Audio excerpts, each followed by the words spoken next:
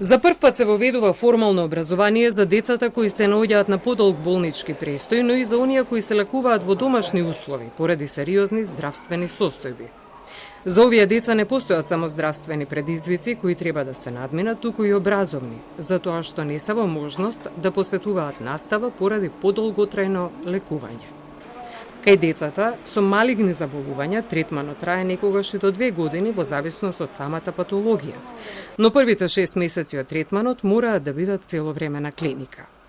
Во проектот се вклучени деца кои се повеќе од 3 месеци на лекување да добијат образование прилагодено на нивните можности и нивната болест.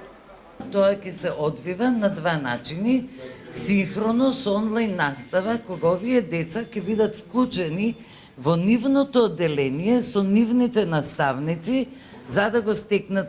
потребното знаење или асинхроно, бидејќи тие не во секој момент можат да бидат присутни во својот клас, заедно со наставникот кој ќе биде определен за тоа,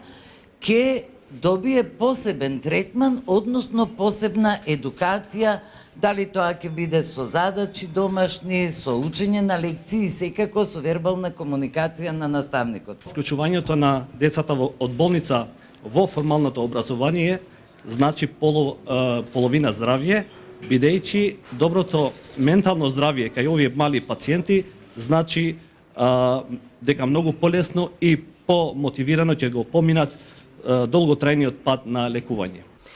За овој проект се формирани работни групи од Министерството за здравство, Министерството за образование и наука и Клиниката за детски болести, за да се утврди што се е потребно дополнително во овој процес, кој го иницираше невладината САНО, здружение кој им помага на децата со канцер. Морам да признам дека нашите 10 години не се толку тешки колку што е барем еден ден на децата во болница. Се надевам и убедена сум, ние во САНО цврсто веруваме дека со овој проект, со воведувањето на формалното образование, децата ќе имаат можност побрзо, полесно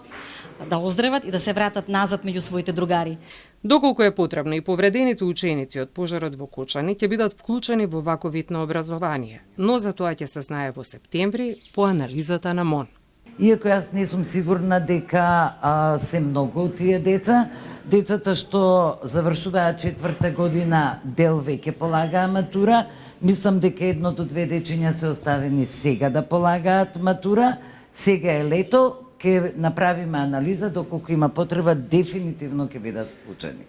Во меѓувреме, Министерството за образование креира методологија и материјали што децата ќе треба да ги поминат со цел да ги добиваат здравствените, но и образовните услуги.